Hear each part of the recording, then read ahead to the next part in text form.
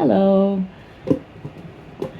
I am smiling because I clipped my little remote here on my table, and makes me happy to know I probably won't lose it that way. Watch, by the end of this show. Oh no, it's doing that reverb thing. Shh. I tested it and it wasn't going to do it, and now it's going to do it. Was it only because did I ting it? Oh. All right. We're going to ignore it for now, just in case this will be a one take. So while I was shuffling, I was going to shuffle ahead of time and get that out of the way. These two cards popped right out on the first shuffle, and we have Justice here, and then we also had the Ten of Cups come out. All right, I still hear that little bit of ringing, which is making me a little nervous, but I can just speak soothing and quiet. Please don't screech, amplifier. All right, let's see here. So I cut the deck and everything, so we will just take these as a cross, I think. So we've got Justice, and it's covered by the Ten of Cups. So that means we want to go what crosses it. Oh, we've got the Queen of Cups is who crosses that. All right, what's above? We have, looks like the Knight of Swords. The Knight of the Swords. And then below is the Seven of Cups.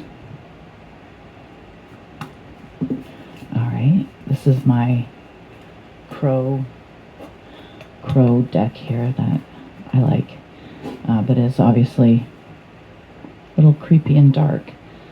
Kind of matches my mood, I suppose. Behind is 13. Death. Death is behind. Move it this way. See if that helps that. No? Death. All right. And then what's in front? I believe that's the World. The World. So just a few minor things here. The World and Death. No big deal. So that is our basic cross here, and I'm going to rearrange because I like to see everything. So we're going to put the main card being Justice, and it's covered currently by the Ten of Cups, and it's crossed. What's going to bring Justice for the Ten of Cups and then to Justice is Queen of Cups, which makes sense to me. And above we have the Knight of Swords, and what I see right away here is the Justice card has a big sword, very similar right here. So I kind of see this knight is waiting to carry out that Justice right there. And once the Queen goes from here, all right. And so we're looking. What's behind is the Death or Fate card. And in this one, it's a little beast with a skull on his head, and there's this Death is pictured riding him as a skull with a little hood. I mean, we all have a skull, but his skull seems to be without a face, and he's got these wings in the shadow of the raven or crow there. And there's a bunch of bodies under the beast's feet.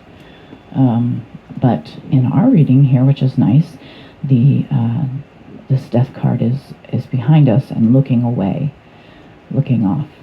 All right. And so in front of us, a good card, this is the World card, which is a great card, as we all know what the world is, and we would all like to have the world, right? The world be a good place. So with the Seven of Cups here, I see someone's making a choice of some kind. There's this offer being made here by this cloaked figure with no face, and the man has the back to us, and there's a tattoo or reflection of the crows on him.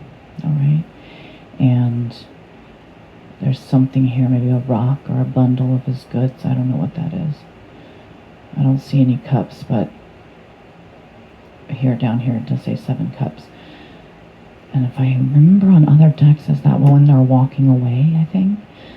So in this one, it certainly looks like he's got, a choice to make here under it all.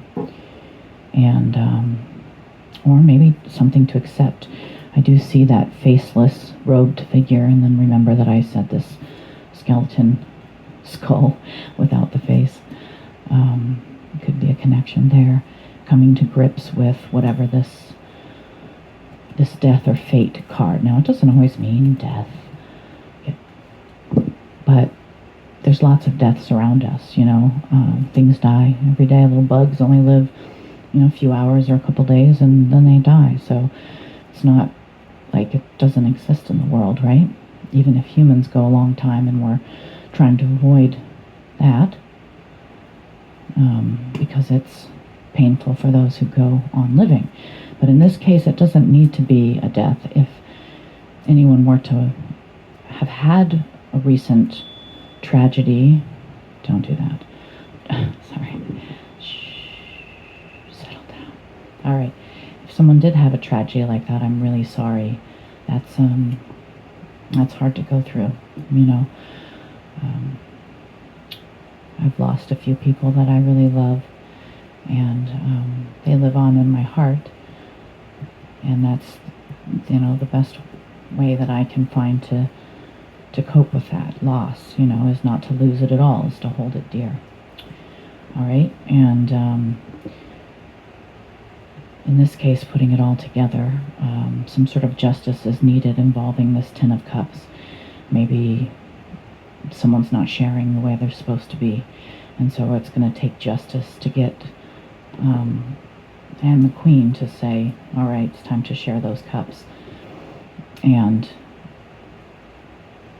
then the world is waiting, perhaps, in front of us. So then let's do the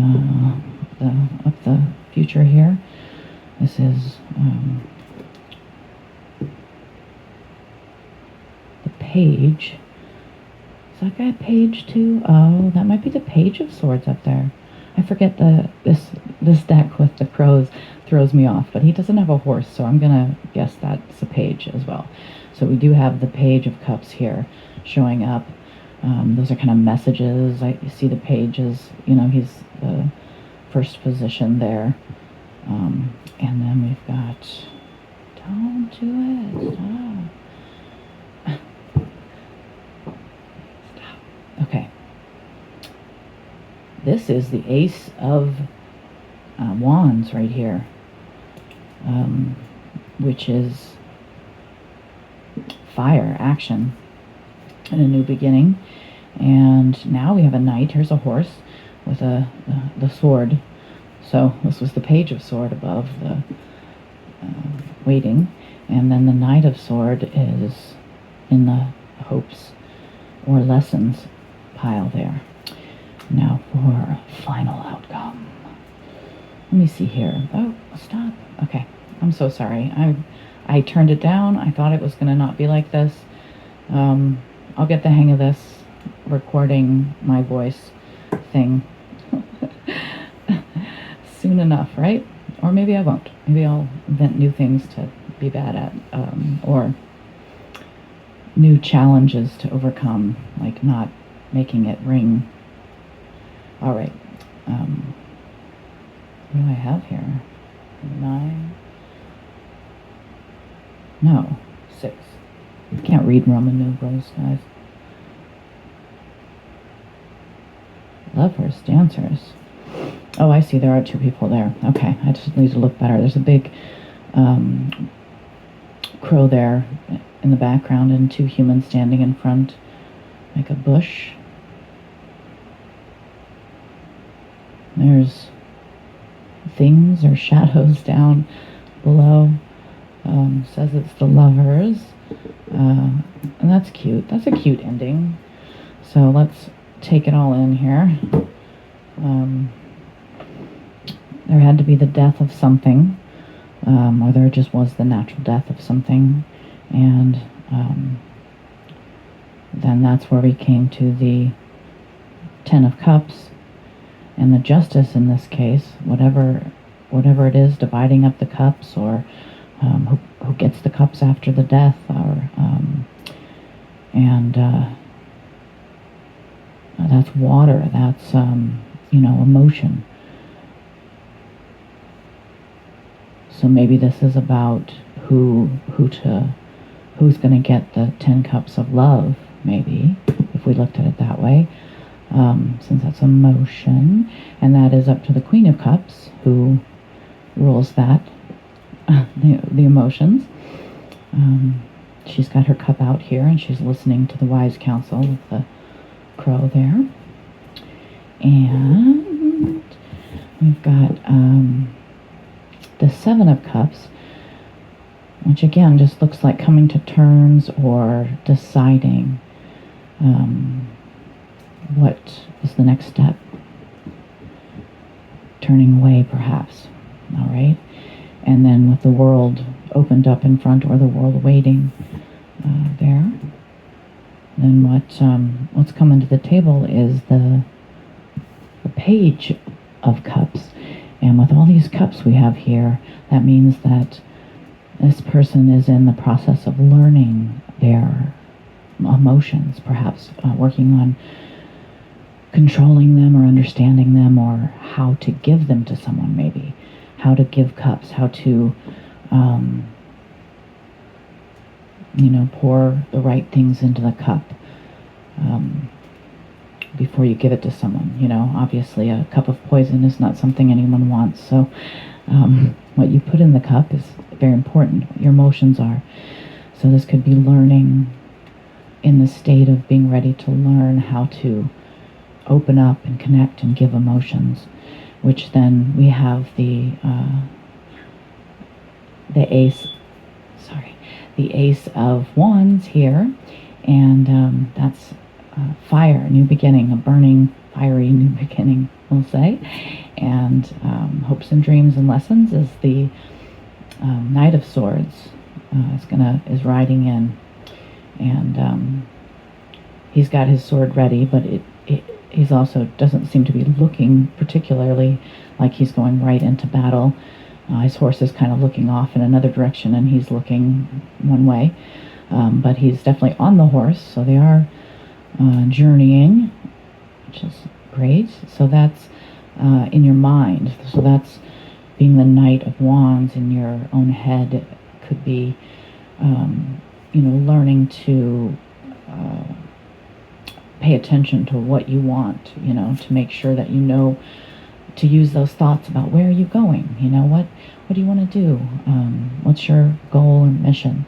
And then the final outcome, in this case, is the Lover's card, which you can take literally if this is a quest for learning how to give emotions, how to be open in love.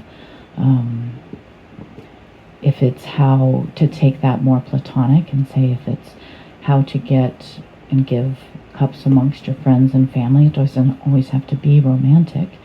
And then the Lovers is doing that together, like making a community or having a connection with the right ideas between you to go forward. All right, so I liked that. I think I'm gonna just make this a short one, end it there because of all the squeaking and the near whispering I'm doing here. I think it's called creaky voice, and I normally don't want to do creaky voice all the time, so I'm gonna have to adjust the microphone, and for the next time, for those that came in to see me, nice to be seen, and I'll catch you on the next one. All right, love ya. Love you. See you later. Good night, sweetheart. Good night.